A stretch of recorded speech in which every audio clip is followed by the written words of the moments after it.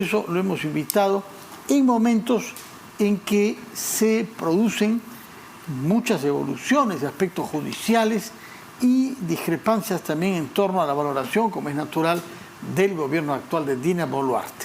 Iván Srokovic, muy buenas tardes y gracias por estar con nosotros en RPP. Encantado. Como todo el periodismo, hay ahora un porcentaje importante dedicado a temas judiciales y fiscales. La política se ha convertido en un enfrentamiento judicial. Es una especialidad casi surgida del fin del gobierno de Fujimori, ¿no? Cuando comienzan los juicios tras la caída de Fujimori, y se hace casi una especialidad por la necesidad de enviar periodistas pues, a los juicios, a las investigaciones.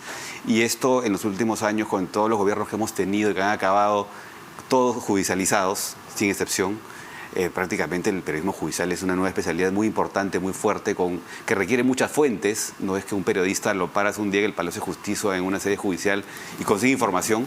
Hay que tener contactos, fuentes, ganarse la confianza de ciertos personajes del quehacer judicial en los pasillos, como es también el trabajo policial que yo he hecho durante muchos años, que hay que forjar esos contactos a lo largo de muchos años para obtener información de interés público, ¿no?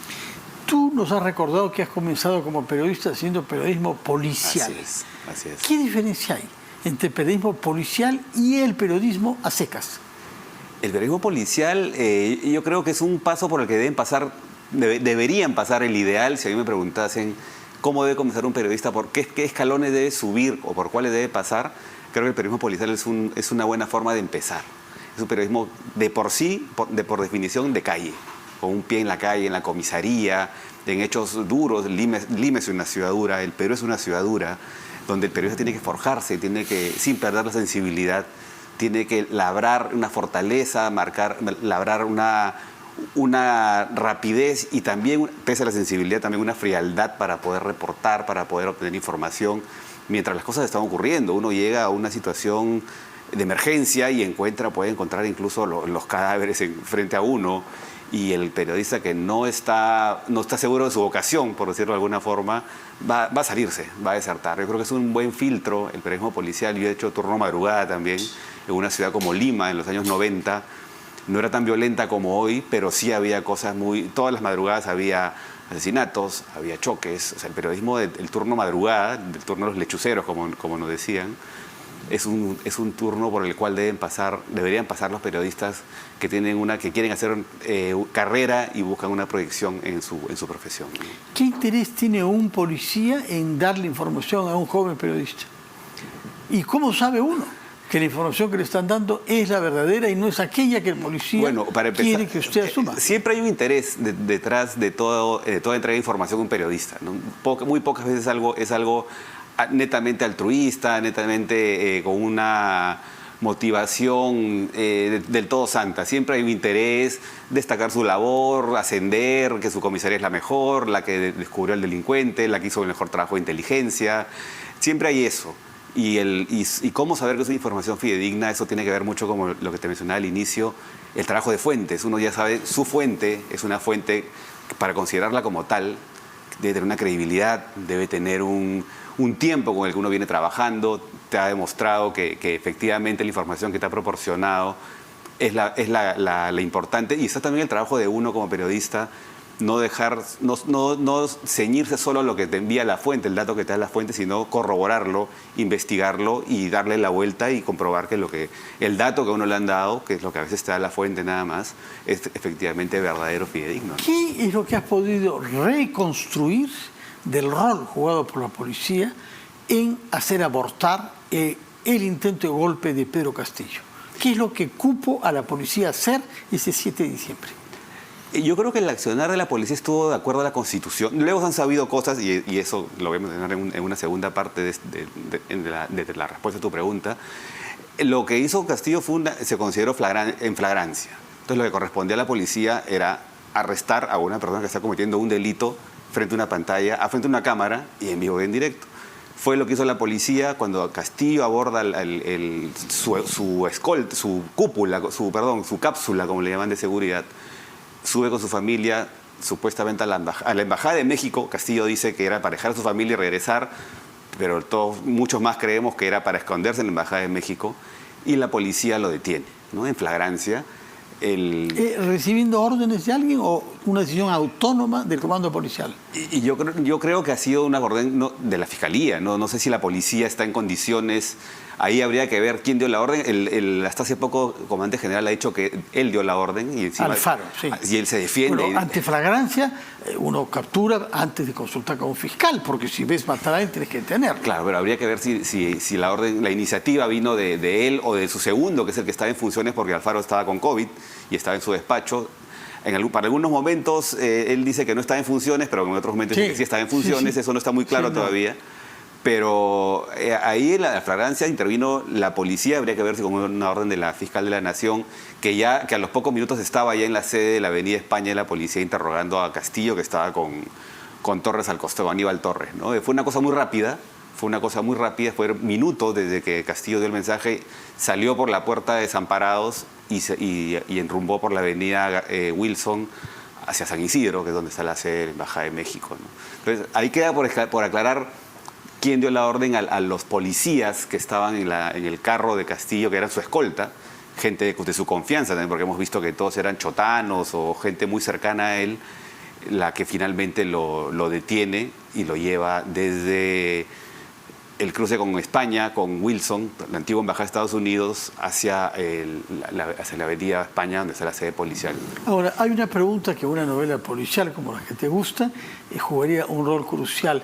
¿Qué pasó con el teléfono celular de Pedro Castillo? ¿Dónde está el teléfono? Sí. Bueno, ¿Quién lo incautó?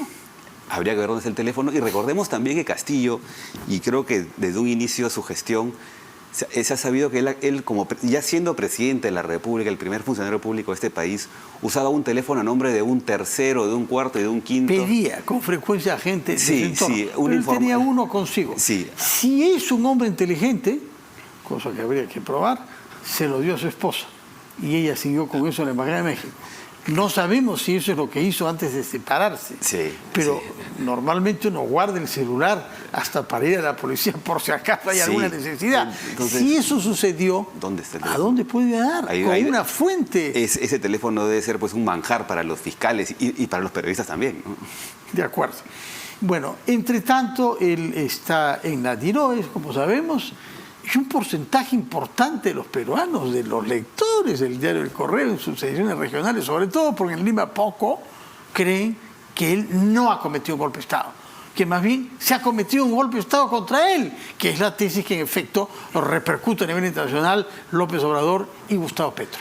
Han reescrito la historia, o están tratando de reescribir la historia. Inicialmente, a los pocos minutos, a las pocas horas, parece que todos tenían claro que Castillo era un golpista. Incluso los congresistas de su bancada votaron por su vacancia a los pocos minutos y luego eso mismo... Los de Perú Libre, ¿no? Los de Perú Libre. Que ya lo habían expulsado de una manera... Pero luego muchos de los que votaron a favor de esa vacancia han comenzado a reescribir el discurso de que él, al final nos quieren vender que Castillo es una víctima de un golpe, ¿no? Como lo que repite AMLO de México, lo que repite Petro de Colombia y algunos otros, Boric, que en algún momento habló y luego... Habló sobre las muertes, Boric, sí, ¿no? Y luego reculó, pero hablan de una injusticia, hablan de Honduras también. Honduras, sí. Hablan de que la víctima es Castillo, dieron un golpe de Estado. Entonces, hay una reescritura del discurso y también viene la victimización. Castillo es un pobre profesor rural de escuela al que la derecha y los medios que representan a los grupos de poder y todo este discurso que hemos escuchado de que Castillo pasa la segunda vuelta y lo vimos en su casa de Chota hablando de lucha de clases, que la segunda vuelta será una lucha entre el patrón y el peón, entre ricos y pobres, entre limeños y provincianos. Y ese discurso lo han llevado hoy al postgolpe con la idea de victimizarlo a él, quedar como una víctima y buscar una salida supuestamente del penal. Y en algunos casos, ya los más extremos, quieren que retorne a Palacio de Gobierno, ¿no? Porque ese discurso existe. Como bien mencionas, en las ediciones de Correo, tengo que tener como director y tenemos en el equipo ojos puestos tanto en la edición de Lima como en la de provincias y recogemos olfateamos la calle, sentimos lo que opina la gente, sobre todo en el sur. El norte en este momento está convulsionado con las lluvias. Hoy ha llovido en Chiclayo, Piura está devastado, Trujillo teme en todo momento que se reactiven las quebradas. El discurso pro Castillo principalmente está en la zona sur, Cusco, Arequipa, Tacna que es un apéndice casi de Puno. Puno, propiamente dicho, que se mantiene en emergencia. Tengo entendido que van a prorrogar por 60 días la emergencia. Nos hemos olvidado un poco de esa zona por lo que está pasando en el norte. Pero ahí sí, ahí todavía el discurso de Castillo cala. El discurso de Castillo, hay una identificación con él, con su perfil, con su discurso, con la reivindicación que él ofrece, a pesar de que en año y medio no ha habido ninguna reivindicación, ninguna solución a los problemas del día a día de todos estos compatriotas. Pero aún creen en él, creen en su inocencia, creen en que había una injusticia, Castillo tiene que salir libre, y eso también habla mucho de este discurso de la izquierda, este discurso de gente que a su vez ha estado usando estas movilizaciones, el discurso que viene de afuera también, y eso es algo que está presente. En este momento, como te digo, estamos un poco distraídos con lo que ha estado ocurriendo en el norte, con el tema político, con la investigación a Dina Boluarte, con los niños, con ese tipo de cosas, pero eso es un foco que sigue encendido todavía en la zona sur y es un discurso, es una propuesta, un discurso de reivindicación a Castillo y de victimización. De ahí parte, ¿no? Esta división geográfica del país a la que hace referencia, que tú debes conocer bien, justamente por las ediciones regionales, hay que conocer cuál es el terreno al que uno se dirige. ¿Ha existido siempre y se ha acentuado ahora o aparece ahora con más claridad que nunca? Bueno, el sur siempre ha sido un poco más contestatario, más pegado hacia la izquierda. Recordemos a Fujimori en el estadio de la UNSA cuando inaugura unos juegos deportivos y es apuleado por la gente. Siempre Arequipa, Cusco. Pero Arequipa ha sido siempre muy refractaria a los dictadores, más que favorable a la izquierda. Recordemos incluso contra Odría, las manifestaciones que han habido ahí, que no habían en Lima. Pero Odría estaba en Arequipa, ¿no? Ahí da el pronunciamiento del 50. Y Sánchez del 48, perdón, del 48. Y Sánchez Cerro también. Pero el Puno, Cusco, toda la zona de Huancavelica, la zona de Ayacucho. Ayacucho a mí me llama mucho la atención lo que ocurre en Ayacucho. Ayacucho ha sido la región más golpeada por una izquierda ya radical, extrema y terrorista, ¿no? Como lo vimos desde mayo del 90 del 80 y todo lo que vino en esa década. Y Ayacucho, uno por lógica diría, tiene que ser una región donde la izquierda no tenga la menor posibilidad de prender en la preferencia de la gente, ¿no? Pero hubo una izquierda que enfrentó a Sendero, ¿ah? Marilena Moyano es el símbolo de eso, los hay también en Ayacucho, maestros del SUTEP. Asesinados en sus clases. Claro. Es decir, hay una gente de izquierda en Ayacucho que ha puesto el pecho contra Sendero. Yo entiendo que al ayacuchano le diría izquierda, no quiero saber nada porque tengo el rol, también un rol tibio que jugó en la primera parte de la izquierda en contra de Sendero Luminoso cuando recién irrumpe Sendero.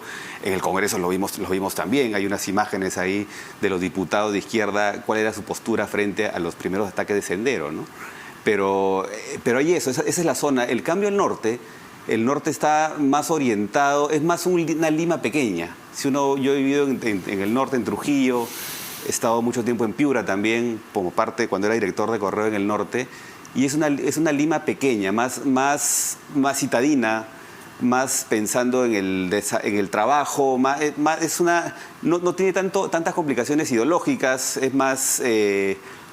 no la veo tan compleja en cuanto a su estructura política. La veo un poco más alineada con los aires que soplan, que vienen desde Lima, ¿no?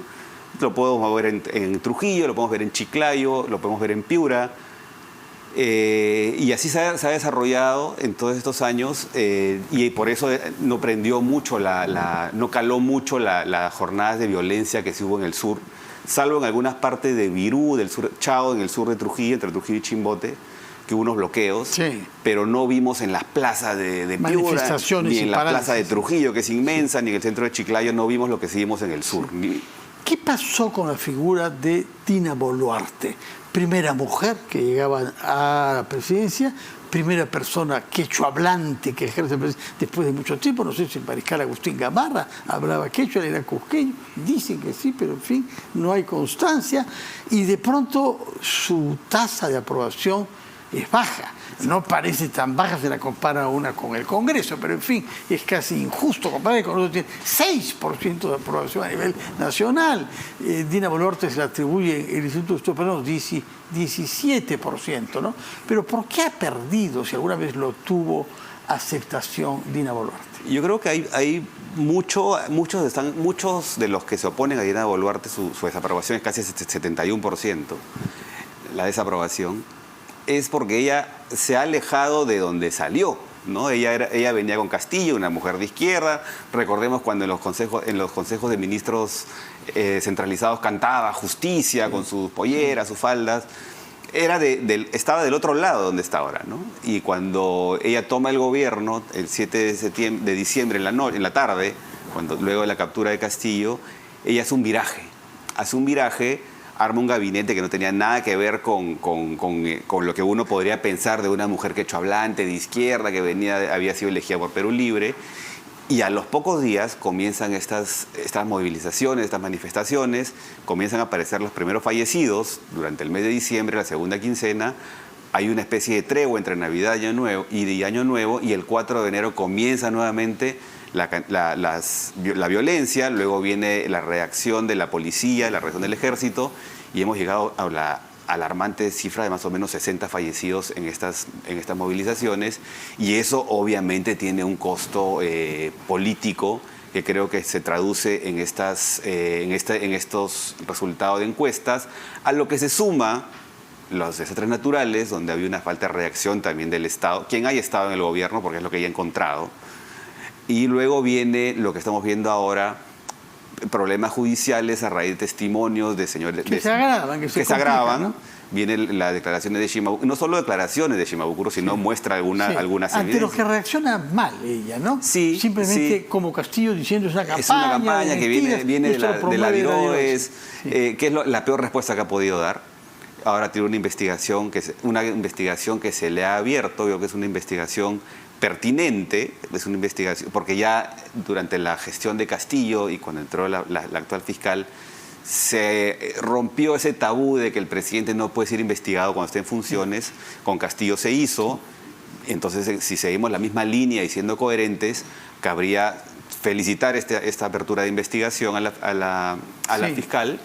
Y hay que tener en cuenta también algo, Fernando, que los peruanos de a pie, los peruanos que estamos en el día a día mirando lo que ocurre, tenemos derecho a dudar también de una persona con el perfil de la presidenta. No vamos a discutir su legitimidad constitucional, que eso creo que ya no se discute en este momento. Ella era la vicepresidenta en funciones, por definición, por Carta Magna, por respeto a la Constitución, y tenía que asumir sí o sí el 7 de diciembre, quiera o no. Lo asumió y es una presidenta legítima, a pesar de que se le ha tratado de decir que no lo es, pero sí lo es. Pero sin quitar esa legitimidad y ese reconocimiento, ella tiene dos elementos que la perjudican, que es lo que está hablando Shimabukuro y también el antecedente que ella viene de ser miembro de una plancha de un partido como Perú Libre. Que le expulsó, ¿eh? Que le expulsó tempranamente. Pero ella viene, recordemos también que ella fue la vicepresidenta en la plancha que estuvo integrada por Castillo, por ella, y que no estuvo integrada por Cerrón también porque tenía problemas judiciales y una sentencia. Pero ella también ya venía siendo investigada, o al menos estuvo implicada en el tema de lo dinámico del centro, con los tiranos del centro, que era esta red que operaba en la región Junín, con los brevetes, con las licencias para conducir, con licencias en las municipalidades donde había alcaldes de Perú Libre que según una hipótesis fiscal extorsionaban a los informales, les sacaban dinero, y la hipótesis es que ese dinero iba a la campaña. Sí. Entonces hay de dónde agarrarse, creo yo, para desconfiar y saludar una investigación como la que se ha abierto, ¿no? Pero por otra parte, hay silencios.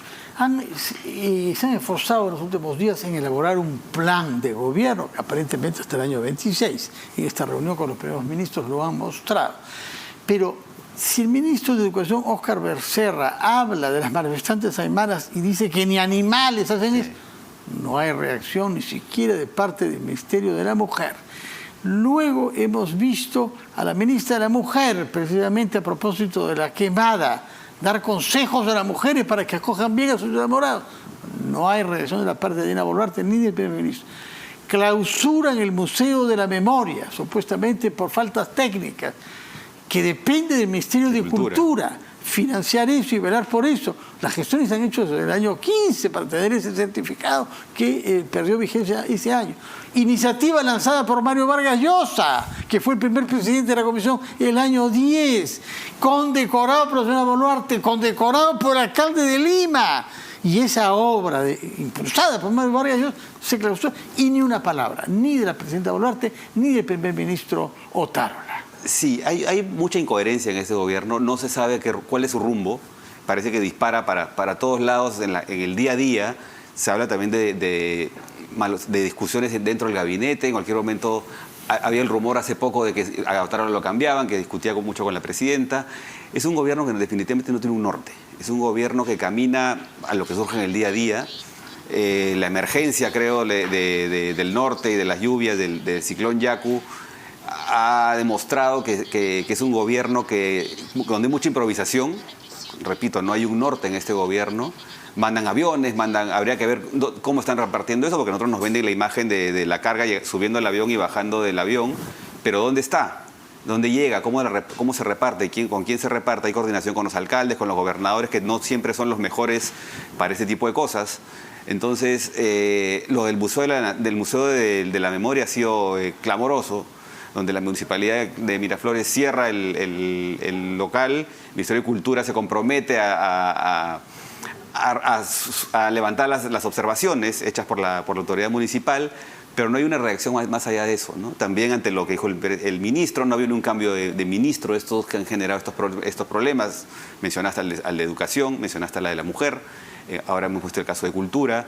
Entonces, es un gobierno bastante incierto, un gobierno que no tiene bancada tampoco. Es un gobierno que está sostenido de una manera oficiosa y por ciertas bancadas de derecha, hasta el momento. No sabemos qué irá a pasar después.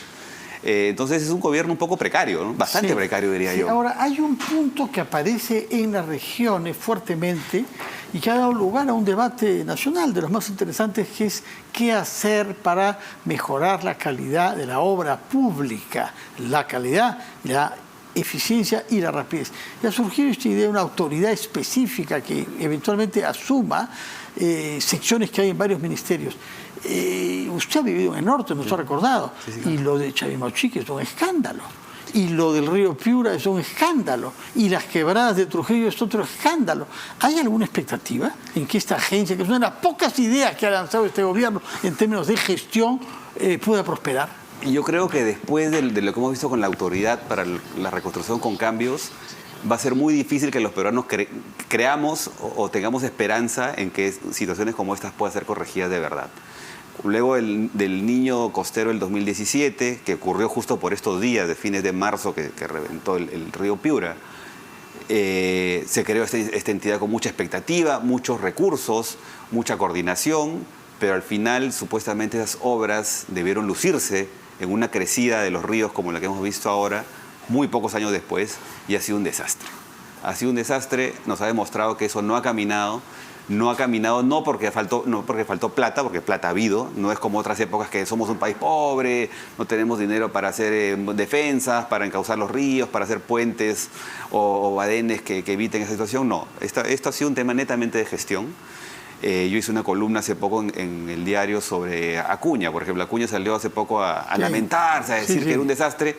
Señor, usted ha sido alcalde 8 años, ha sido gobernador 2 veces, su hijo ha sido congresista, su partido ha estado a cargo de la alcaldía de Trujillo, ha sido muchos congresistas de la región, sus hermanos han sido gobernador de Lambayeque, sus hermanos están en el Congreso, está en todos lados. Entonces, la persona menos indicada para quejarse es ese señor, ¿no? En el caso del río Piura, todos los años sube la crecida. Yo he sido como reportero, hace un rato hablamos que yo había sido reportero. En el año 2018 estuve casi al momento en que se cayó el puente Bolognesi, que divide Piura de Castilla. Los 4 puentes dividen a Piura de Castilla, ¿no? Se cayó el puente viejo, me enviaron a Piura, dijeron, ándate para allá. Y estando ahí en Piura, se cayó el puente, que era un puente, no era un puente pequeño, no era un puente precario, era un puente de concreto con columnas. Hubo desaparecidos, el puente se partió en 2. Y había arriba una combi, mototaxis, hubo desaparecidos. En el año 2017 el agua llegó a la Plaza de Armas de Piura, pasó por la puerta de la sede del Poder Judicial. Barrió con los documentos y expedientes judiciales. Está allí, al costado del río, está la Plaza Pizarro, que es donde está la sede del Poder Judicial, la sede de la Fiscalía al costado. Y eso no se ha corregido. Ahora viene este gobierno que no sabemos hasta cuándo va a durar tampoco, con esta idea que no sabemos si la va a poder implementar siquiera, porque no es una cosa menuda quitar funciones a ciertos ministerios, modificar esa autoridad. De palabra lo han dicho, pero vamos a ver qué tan viable es, sobre todo un gobierno, no sé si llamarlo de transición, o porque no sabemos hasta cuándo va a durar. Lo que tenemos claro es que en el 2023 no va a haber elecciones. No sabemos si habrá en el 24, en el 25 o si ya se van hasta el 26. Podrán implementarlo, pero de una manera que no haya los errores y no haya las descoordinaciones que hemos visto ahora. Ojalá, pero bien complicado, bien complejo. Permíteme mostrarle en la pantalla noticias judiciales que hemos recibido. General Alvarado. La última, antes de General Alvarado, vayamos a lo de Castillo mismo, porque la Sala Penal Permanente de la Corte Suprema, que preside César San Martín, ratifica 36 meses de prisión preventiva dictada contra el expresidente Pedro Castillo Terrón, investigado por presunto delito de organización criminal y otros. Esto no es por golpe de Estado. No. Es por, digamos, la corrupción, claro, grosso modo, sí. ¿no? 36 meses ratificada en vista de la apelación, ¿no? Ya lo debía usted adelantado. Al mismo tiempo, el Poder Judicial hace saber que ha dispuesto variar la medida de comparecencia por prisión preventiva contra el exministro General Alvarado, comprendido en la referida investigación. Este señor era muy importante porque era de vivienda, pero cuando se dio a la fuga Juan Silva, lo reemplazó como transporte. El olfato de reportero que ha sido usted y el olfato de un hombre familiarizado con la policía, ¿qué le hace pensar sobre el destino judicial de este señor? Bueno, Alvarado, la prisión que se le ha dado es en base a una apelación que presentó la Fiscalía, ¿no? Porque en primera instancia le dieron solamente restricciones, ¿no?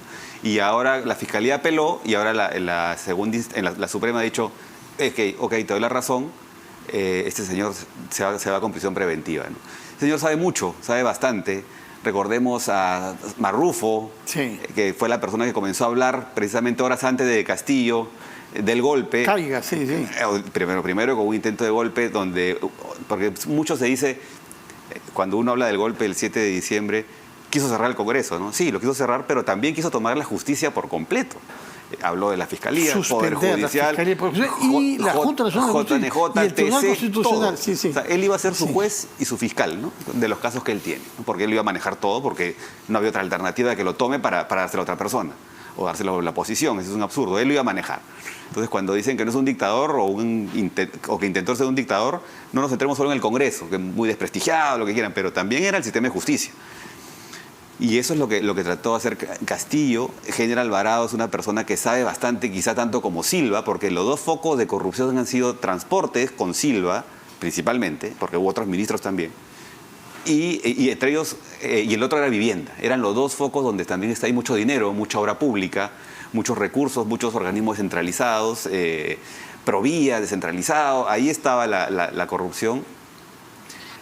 Yo creo que General Alvarado sabe algo, de repente ahora con esta detención comienza a hablar y se sepa más cosas, que es lo que suele ocurrir con nuestra justicia, ¿no? Detienen y las personas las vemos salir a las pocas semanas como el español o a los pocos días y comienza a hablar sin parar, ¿no? Terminemos con una pregunta dirigida al futuro. Hemos hablado de todo lo que va mal y hemos hablado de todas las precariedades institucionales y políticas de nuestro país.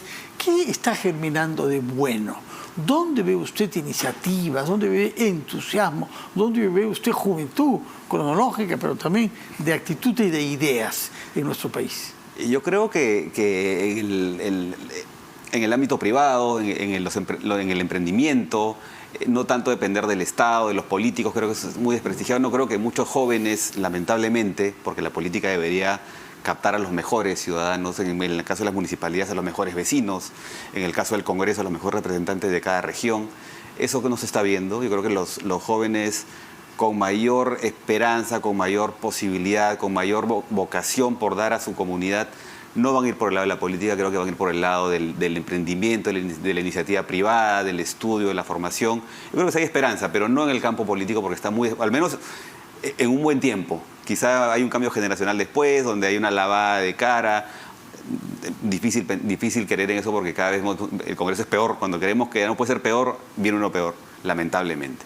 yo creo que viene por ese lado, por el lado de las iniciativas particulares, del sector privado, de los estudios que cada persona pueda forjarse, sea por su esfuerzo, de su familia, por la capacitación, y creo que por ahí va la cosa del país, todavía tiene muchas posibilidades. Ya. Sí. Bueno, por lo pronto, respecto del general Alvarado, al cual he hecho usted referencia, su defensa legal hace saber que no han recibido notificación. De momento solamente, hay que ver si lo va a capturar, ¿no? Porque sí, ya tenemos la experiencia de Silva, ¿no? No sería el primero que se dé a la fuga. Señor Iván Srokovic, director del Diario del Comercio, muchas gracias por estar acá. Correo. Perdone usted, te cometió un error totalmente involuntario. Director del Diario El Correo, comienza con CEO, pero es El Correo, y soy perfectamente consciente que su caso es particular porque usted va de lo policial concreto hasta lo político abstracto y la conducción editorial de un diario, así que cubre todas las paletas del oficio. Muchas gracias por su presencia.